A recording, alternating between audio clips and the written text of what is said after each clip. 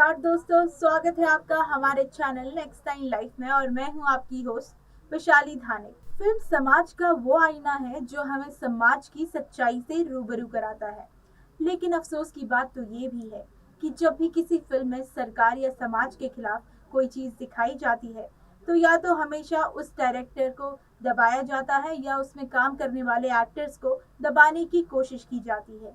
ऐसा ही कुछ दृश्य उस समय देखने को मिला था जब देश की पहली महिला प्रधानमंत्री इंदिरा गांधी ने पूरे देश में इमरजेंसी की घोषणा की थी।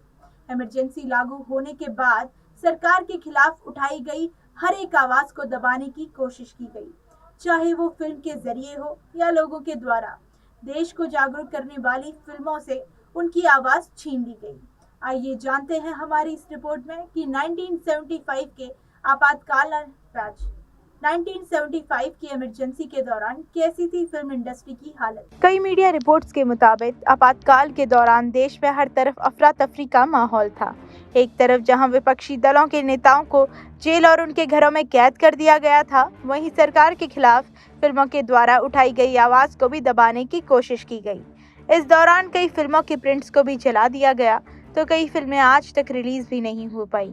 जब पूरा देश इमरजेंसी की आग में जल रहा था, तब सरकार ने फिल्म इंडस्ट्री को अपना खौफ दिखाकर उन पर भी दबाव बनाया। कहा जाता है कि वो एक ऐसा समय था जब फिल्म इंडस्ट्री के बड़े बड़े स्टार्स और स्क्रिप्ट राइटर संजय गांधी और इंदिरा गांधी के आगे झुक गए थे।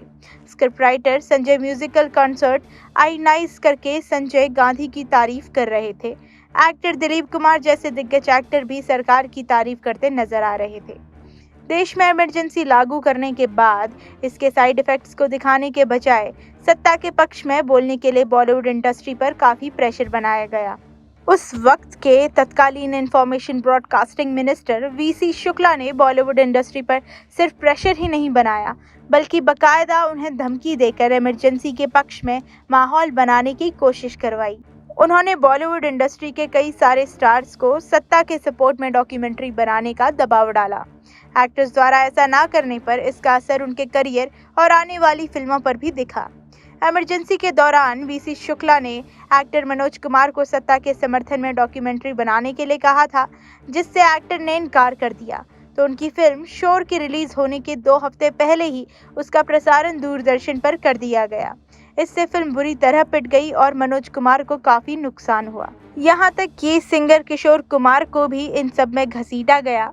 उन्हें भी सरकार को सपोर्ट करने के लिए कहा गया। जब उन्होंने इस पर इनकार कर दिया तो उनके गानों पर रोक लगा दी गई।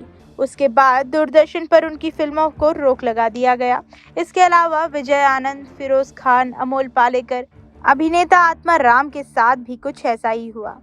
सत्ता काल में प्रधानमंत्री इंदिरा गांधी ने कई फैसले लिए जो काफ़ी ज़्यादा विवादित थे तो कुछ ऐतिहासिक। इंदिरा गांधी ने इन्हीं फैसलों की वजह से उनके ऊपर एक फिल्म भी बनाई गई थी जिसका नाम था आंधी, जो रिलीज होते ही कंट्रोवर्सी का शिकार बन चुकी थी। साल 1975 में पॉलिटिकल ड्रामा आंधी रिलीज हुई थी, जिसको लेकर काफ़ी बवाल भी मच गया था।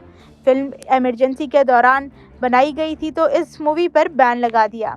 हालांकि बीजेपी की सरकार आने के बाद इस मूवी को टीवी पे रिलीज किया गया और इस पर से बैन भी हट चुका था। तो दोस्तों, आज के लिए हमारी इस रिपोर्ट में इतना ही। बने रहे हमारे साथ हमारे चैनल नेक्स्ट 9 लाइफ में। धन्यवाद।